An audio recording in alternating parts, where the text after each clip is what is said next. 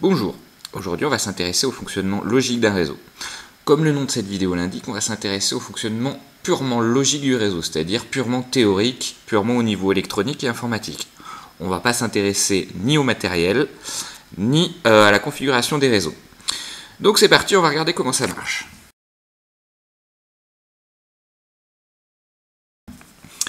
Donc pour commencer, qu'est-ce qu'un réseau? Un réseau, c'est un ensemble de machines qui sont reliées ensemble, tout simplement. Donc quand je parle de machines, je veux bien sûr parler de PC, mais pas seulement. Je parle également d'imprimantes, d'automates programmables et de tout ce qui peut être relié à un réseau. Tout élément qui peut être relié à un réseau, c'est une machine sur un réseau. Et donc, toutes ces machines, elles ont un point commun. Pour communiquer entre elles, il faut qu'elles aient une adresse. C'est comme pour la poste, quand vous devez recevoir un courrier pour savoir où on doit l'envoyer, on l'envoie à votre adresse. Sur un réseau, c'est exactement le même fonctionnement. On va regarder qu'est-ce que c'est que ces adresses. Alors ici, vous avez une adresse IP. Comment est-ce qu'elle est constituée? Elle est constituée de 4 octets, donc 4 fois 8 bits. En général, on le code plutôt en décimale, mais on va voir que pour certains calculs, on a besoin de le coder en binaire. Si vous ne connaissez pas le binaire, je vous conseille d'aller voir ma vidéo sur le sujet, dont l'adresse s'affiche juste en dessous. Dans la mesure où nos 4 nombres ici sont codés sur un octet, soit 8 bits, leur valeur va varier entre 0 et 255. Vous ne pourrez pas trouver d'adresse IP qui contient des nombres supérieurs à 255, ce n'est pas possible. Et du coup, notre adresse IP, elle sert à quoi? Eh bien, il y en a une partie qui va servir à définir l'adresse de la machine et une autre qui va permettre d'identifier le réseau sur lequel on se trouve. Quelle partie, vous allez me dire? Eh bien ça, on ne peut pas le savoir pour l'instant. Il nous manque quelque chose, il nous manque ce qu'on appelle le masque de sous-réseau. On va voir maintenant comment ça marche, un masque de sous-réseau. Alors ici, on retrouve notre adresse IP précédente, ainsi que le masque de sous-réseau qui lui correspond. Comment est constitué un masque de sous-réseau? On voit que c'est exactement comme une adresse IP, c'est-à-dire qu'on a bien toujours nos 4 octets, sauf qu'ici, vous voyez que la valeur est toujours soit 255, soit 0. Alors en pratique, ça va presque toujours être 255, mais pas toujours. On verra un peu plus loin comment ça marche. Donc je vous ai dit précédemment que dans notre adresse IP, il y avait une partie qui était réservée à la machine et une partie qui était réservée au réseau. Et bien, c'est bien simple. Je prends la partie qui a 255, je la laisse à gauche. Je prends la partie qui a 0 dans mon masque de sous-réseau, je la laisse à droite. Je tire un trait entre les deux, ici. Tout ce qui est à gauche sur mon adresse IP, c'est l'adresse du réseau. Tout ce qui est à droite, c'est l'adresse de la machine ou l'adresse de l'hôte. Ici, je peux donc dire que sur le réseau 192.168.0, ma machine a l'adresse 1. Alors maintenant, à partir de cette adresse IP et de ce masque de sous-réseau, je vais essayer de retrouver l'adresse du réseau sur lequel je me trouve. Pour ça, comment on fait? Eh bien, c'est bien simple. Je prends mon adresse IP, je la passe en binaire. Je prends mon masque de sous-réseau, je le passe en binaire. Le masque de sous-réseau, qu'est-ce qu'on remarque? On remarque qu'on a un groupe de 1, très très long, c'est mes 255. 255, c'est le nombre le plus grand qu'on puisse coder sur un octet, donc forcément il n'y aura que des 1. Et en fait, ce qui se passe ici, c'est que votre masque de sous-réseau, vous pouvez mettre ce que vous voulez, tant que vous avez une suite de 1 à gauche et des 0 à droite. C'est-à-dire que j'aurais pu continuer mes 1 jusque là, j'aurais pu les arrêter ici, mettre des 0 après, ça marchait aussi. Donc en fait, en général, on met toujours des 255, mais si vous faites cette technique que vous arrêtez ici, par exemple, vous aurez un 192. Ça fera 255.255.192.0. À quoi ça va servir ça? Eh bien en fait, plus vous mettez de 1 à gauche, et moins vous mettez de 0 à droite, et bien en fait, plus vous allez pouvoir créer deux sous-réseaux différents. Alors que si vous mettez plus de 0, vous allez pouvoir mettre plus de machines. On reviendra là-dessus un peu plus loin, on verra comment calculer combien de machines on peut mettre sur un réseau. J'en reviens à mon calcul ici. Donc, on va essayer de déterminer à quel réseau appartient cette adresse IP. Donc pour ça, il faut faire un et logique, donc c'est le symbole et que j'ai mis de ce côté. Il faut faire un et logique entre l'adresse IP et le masque de sous-réseau. Si vous ne savez pas ce que c'est qu'un et logique, je vous conseille d'aller voir ma vidéo sur la logique combinatoire, dont l'adresse s'affiche juste en dessous. Et donc vous pourrez comprendre de quoi on parle. Donc ici on fait un et logique bit à bit, c'est-à-dire que je fais 1 et 1. 1 et 1, ça fait 1. 1 et 1, ça fait 1 encore. 0 et 1, ça fait 0. Le 0 l'emporte. Etc. jusqu'au bout. Donc ici, ce calcul nous donne ce résultat-là. Donc ça, c'est en binaire. On va regarder ce que ça donne en décimale, du coup, puisque c'est plus pratique de travailler en décimale. Donc ici, 1, 1, 0, 0, 0, 0, 0, 0, 0, ça fait 192. Ici, ça fait 168. Ici, ça fait 0. 0, c'est la même chose dans toutes les bases. Hop. Et pour finir, ici, même chose, ça fait 0. Donc j'obtiens l'adresse 192.168.0.0. Cette adresse, comme je l'expliquais, c'est l'adresse du réseau. C'est l'adresse qui permet d'identifier le réseau sur lequel je travaille. Alors, qu'est-ce qu'on remarque ici? Donc mon adresse 192.168.0.0, bah, si on regarde mon adresse IP d'origine, c'est ma partie gauche que je retrouve. Donc je retrouve bien la partie 192.168.0 qu'on avait dit, c'est la partie réseau. Donc c'est bien logique qu'on la retrouve ici. Et juste la partie machine, on la remplace par 0. Et donc, ce qui fait que, quand vous avez un masque de sous-réseau simple comme ça, avec juste des 255, vous pouvez tout simplement, au lieu de faire le calcul complet, le faire de tête comme ça, juste en supprimant la partie où j'ai un 0. Par contre, si jamais vous avez un masque un peu compliqué, comme celui que je disais de 155.255.192.0, là vous êtes un petit peu obligé de passer par ce calcul-là, par ce petit et logique. Alors, on va étudier rapidement la notion de classe d'adresse IP. Il existe plusieurs classes d'adresse IP, 5, mais on vous demande de connaître que 3 pour le bac, donc je vais étudier que ces 3-là. Et donc, la notion de classe est une notion qui est plus vraiment utilisée en informatique. Néanmoins, c'est quand même demandé au bac, donc il faut les connaître par cœur. Donc comment ça marche? Vous avez la classe A, dont l'adresse IP, enfin dont les adresses IP sont comprises entre 0.0.0.0 et 127.255.255.255, avec un masque de 255.0.0.0. Donc, cette classe-là, qu'est-ce qu'elle a de particulier? On remarque que dans le masque de sous-réseau, j'ai une toute petite partie sous-réseau, mais j'ai une très grande partie haute. Ce qui fait que je peux faire qu'un petit réseau, mais par contre, je peux mettre beaucoup de machines dessus. Je peux en mettre sur 3 octets, donc je peux vraiment en mettre beaucoup.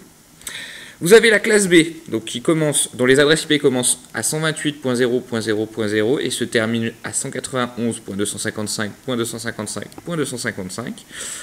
On a un masque de sous-réseau sur 2 octets, donc là c'est un peu intermédiaire, je peux mettre à peu près autant de machines que créer de sous-réseau. Et pour finir, vous avez la classe C, qui est en 192.0.0.0 et qui se termine à 223.255.255.255, avec un masque de sous-réseau sur 3 octets, ce qui fait que je peux diviser en beaucoup de sous-réseaux, mais que je ne peux pas mettre beaucoup de machines sur chacun de ces sous-réseaux. Comme je le disais, cette notion, cette norme, elle est plus vraiment utilisée en réalité. Dans le monde du travail, vous croiserez rarement ça. Mais au bac, ça tombe presque systématiquement. Au bac STI 2D, ça tombe presque tous les ans. Et au bac S, ça arrive à tomber de temps en temps. Donc c'est vraiment une notion à connaître. Donc pour terminer, on va regarder comment on peut connaître le nombre de machines qu'on peut mettre sur un réseau. Donc ça, j'en ai un petit peu parlé tout à l'heure. C'est défini par le masque de sous-réseau. Le masque de sous-réseau, je vais prendre la partie haute. Donc ici, c'est mon 0 qui est à la fin. Ma partie haute, elle est sur un octet. Donc sur un octet, les nombres que je peux coder, ils vont de 0 à 255. Ce qui fait, au total, 256 nombres. 255 plus le 0. Donc je sais que avec ce masque de sous-réseau, je peux coder 256 adresses. Donc je peux coder 256 adresses, mais il y a une particularité, c'est qu'il y a 2 adresses qui sont réservées. L'adresse qui se termine par 0 et l'adresse qui se termine par 255. L'adresse qui se termine par 0, c'est celle qu'on a là, c'est l'adresse du réseau. C'est l'adresse qui permet d'identifier le réseau. Donc celle-ci, on n'a pas le droit de s'en servir. Il y en a une autre, donc celle qui se termine par 255. Donc ici, ça donnerait 192.168.0.255. C'est l'adresse qu'on appelle de broadcast ou de diffusion en français. L'adresse de broadcast, c'est une adresse qui permet quoi? Elle sert à envoyer un message à toutes les machines du réseau. C'est-à-dire que si je décide d'envoyer un message à l'adresse 192.168.0.255, toutes les machines reliées au réseau 192.168.0.0 le recevront. Donc ici, pour connaître le nombre d'adresses que je peux utiliser sur mon réseau, je prends mon 256 et je vais tout simplement soustraire ces deux adresses que je n'ai pas le droit d'utiliser. Donc 256 moins 2 égale 254. Donc ici sur mon réseau 192.168.0.0 avec le masque de sous-réseau 255.255.255.0, je viens de dire que j'avais 254 adresses utilisables. Quelles sont-elles ces adresses utilisables? Bien alors je vais commencer juste après l'adresse réseau, c'est-à-dire qu'ici ça va être hop 192.168.0.1. Ça c'est la première adresse que j'ai le droit d'utiliser. Et on a dit que la dernière adresse c'était 192.168.0.255, ça c'est l'adresse de broadcast. Et bien je vais prendre celle qui est juste avant, c'est-à-dire 192.168.0.254. Donc ce qu'on vient de calculer ici, c'est ce qu'on appelle la plage adressable. C'est la plage d'adresses utilisables. On peut utiliser toutes les adresses comprises entre 192.168.0.1 et 192.168.0.254.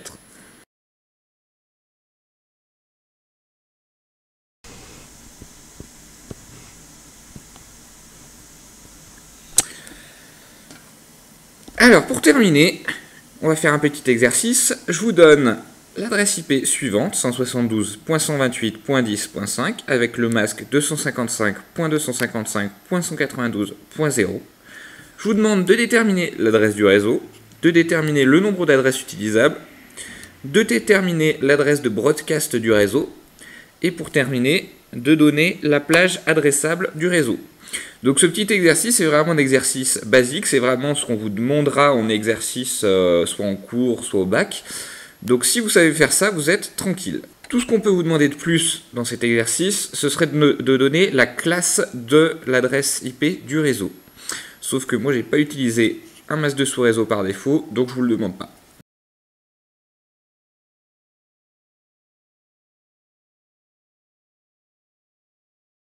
Alors, premièrement, on va regarder l'adresse du réseau. Donc pour déterminer l'adresse de mon réseau, c'est ce qu'on a vu tout à l'heure, il faut faire un et logique bit à bit entre l'adresse IP et le masque de sous-réseau. Donc pour ça, il faut commencer par mettre notre adresse IP et notre masque de sous-réseau en binaire. Donc notre adresse IP, ça donne quoi? 172, ça va faire 1, 0, 1, 0, 1, 1, 0, 0. Hop, point 128, ça fait 1, 0, 0, 0, 0, 0, 3, 4, 5, 6, 7, 8, hop, 10, c'est 4, 0, et 1, 0, 1, 0, et pour finir, le 5, c'est, hop, 4, 0, 0, 1, 0, 1. Je mets mon petit et. Bon, ça, moi je le mets, vous n'êtes pas obligé, moi c'est par principe. Ensuite, je code mon 255, enfin mon masque de sous-réseau, pardon. Donc, ça commence par 255. 255, c'est facile, c'est que des 1. Hop.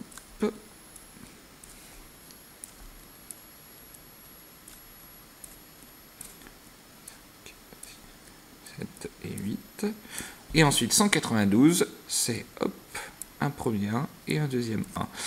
Et que des 0 après.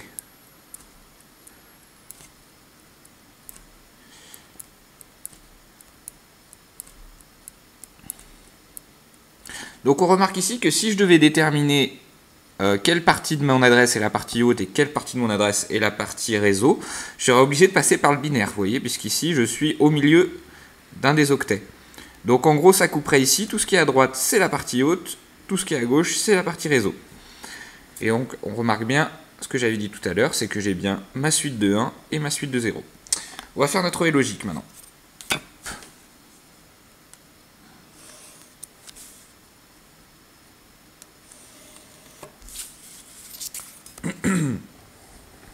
Alors, 1 et 1, ça fait 1. 0 et 1, ça fait 0. 1 et 1, ça fait 1. 0, 1, 0, 0. Hop. 1,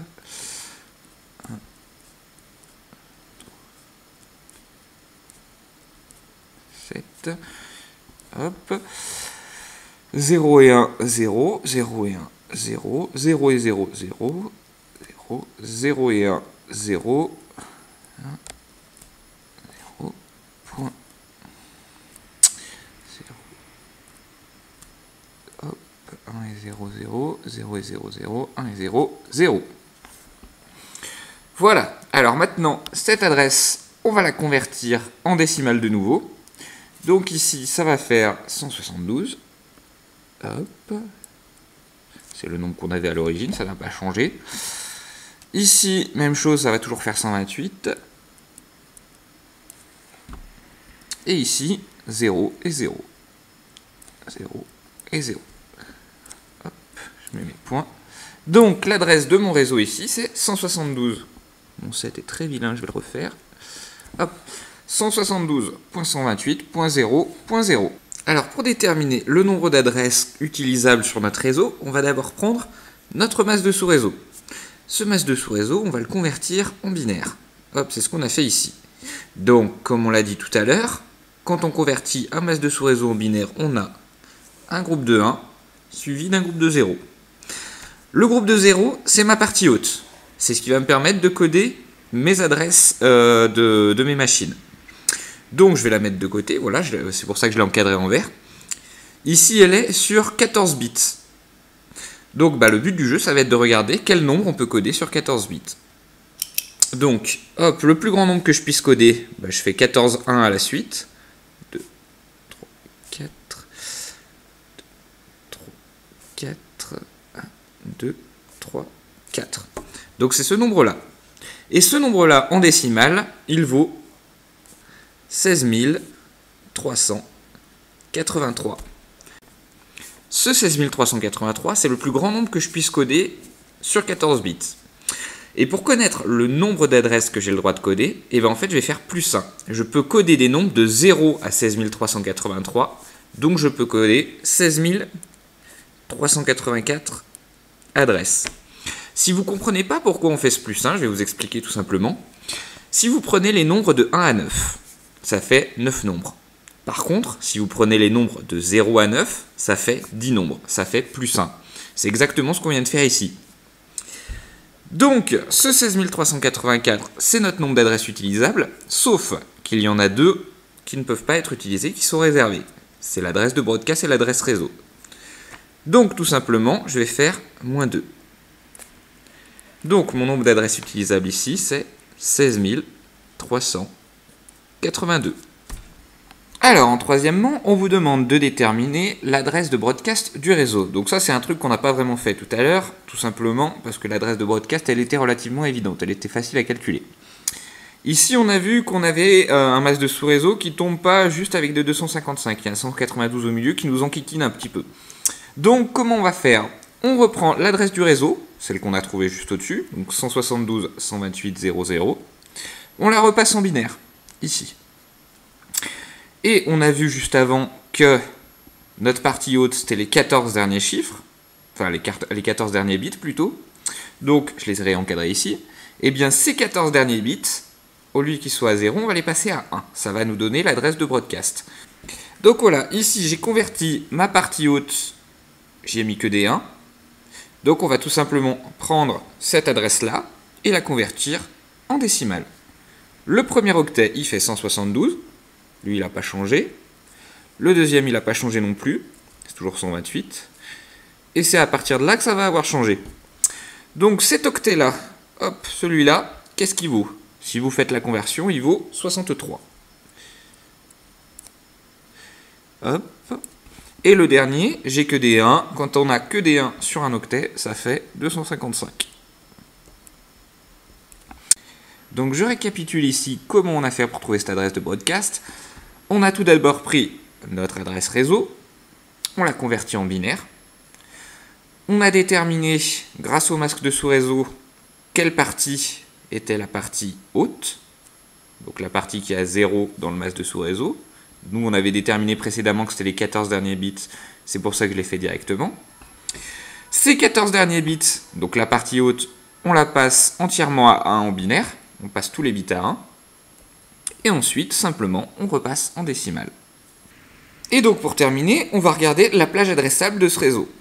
Donc, pour trouver la plage adressable, c'est ce que j'ai fait tout à l'heure, c'est tout simple. On prend l'adresse réseau, on lui fait plus 1. Donc 172.128.0. Hop, à la fin je rajoute juste un 1, ça va faire donc 1.